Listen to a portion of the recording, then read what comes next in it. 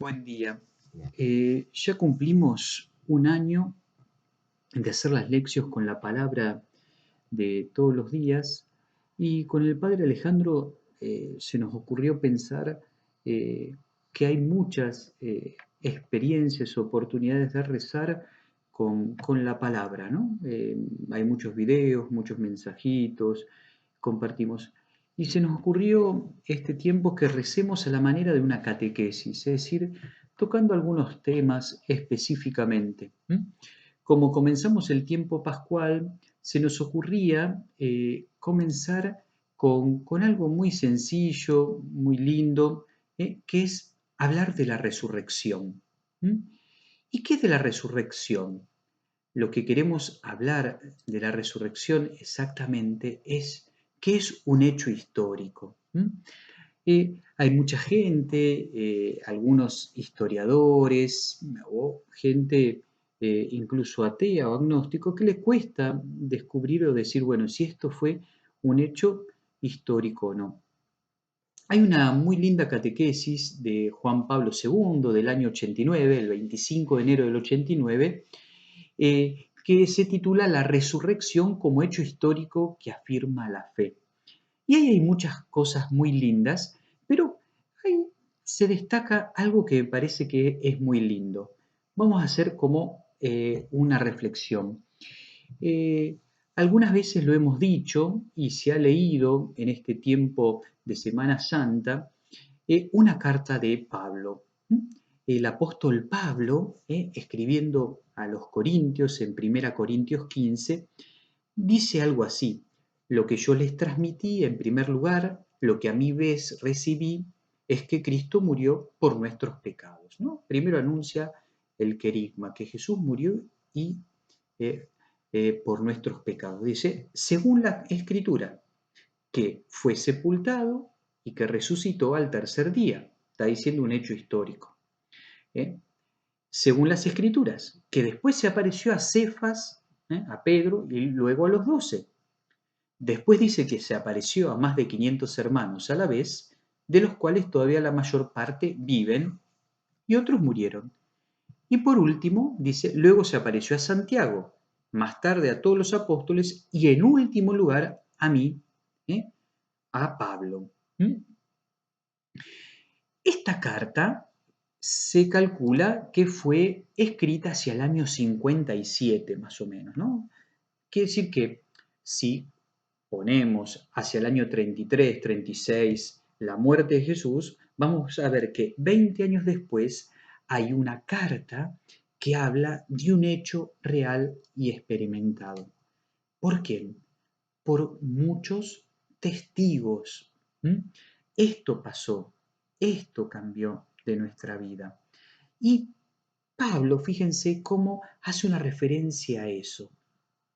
Lo que otros le transmitieron, lo que él va transmitiendo y la experiencia vital de él. El encuentro es interior con él, pero lo cierto que más allá de estos encuentros y de estos testimonios, fíjense qué va haciendo. Por un lado, que no queda solamente en un testimonio personal de algunas personas, sino que dice según las escrituras, es decir, va haciendo referencia al Antiguo Testamento.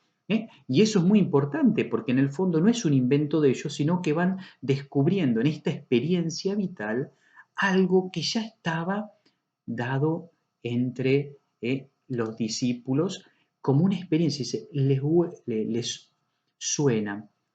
De hecho, cuando Judas deja de ser parte del grupo y había que elegir a alguno más para ocupar su lugar, dicen que la elección se tiene que dar de aquellos que fueron testigos de la resurrección de Cristo, es decir, alguien que haya experimentado todo eso.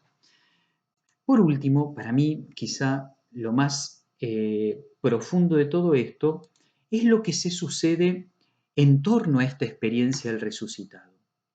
Pablo, fíjense, que no es de los apóstoles iniciales, sino que tiene esa experiencia de encuentro personal con Jesús, vive una experiencia muy rara, porque él había pedido permiso para encarcelar a los que seguían a Jesús. En el fondo, Él sabía que había algo y había alguien, y que no era una idea. Y acá es muy importante esto. Ese tiempo y el posterior, hay muchos hombres y mujeres, los cristianos de las primeras épocas, que no tienen miedo de morir por Jesús.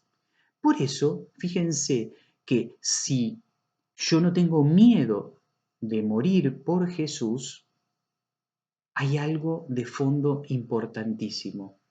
Nadie muere por una mentira. Por eso es importante también descubrir cómo este Jesús es un hecho histórico, viene, se hace hombre y marca la historia. Y acá viene otro tema. Tan fuerte es esto que el mundo, que la historia del mundo está dividida antes y después de Cristo. ¿De qué? De su nacimiento. Si uno pudiera esto traducirlo a una manera espiritual, y quizá acá viene la invitación a rezar también, es descubrir que este Jesús también está operando hoy. Y como marca la historia, también uno podría decir que marca mi historia personal, la tuya y la mía. Por eso sería interesante que podamos descubrir en mi historia los momentos en los cuales Él se aparece, en los cuales Él toca mi corazón, toca mi vida. Por eso, sencillamente, descubrir que esto es un hecho real es muy fuerte, es muy fuerte.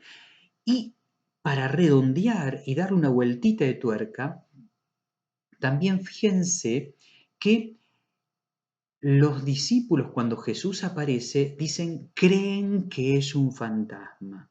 Por otro lado, también cuando se les aparece, les dice, ¿tienen algo para comer?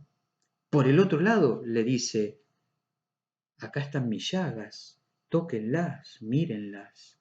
Hay muchas comprobaciones históricas que no solo vienen de eso, ni que hablar de Flavio Josefo, un historiador de la época romana.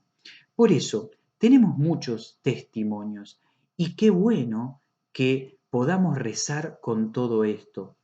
Los discípulos de Maús también caminan junto a él, ¿no? Ellos estaban desilusionados. Podemos ver infinidad de momentos que hablan de un cambio real y profundo en la gente por ese encuentro con Jesús. Por eso, hoy, en este momento histórico tuyo y mío, abrite a la experiencia vital de Jesús. La resurrección, la vida nueva es concreta. Jesús se aparece y les cambia la vida.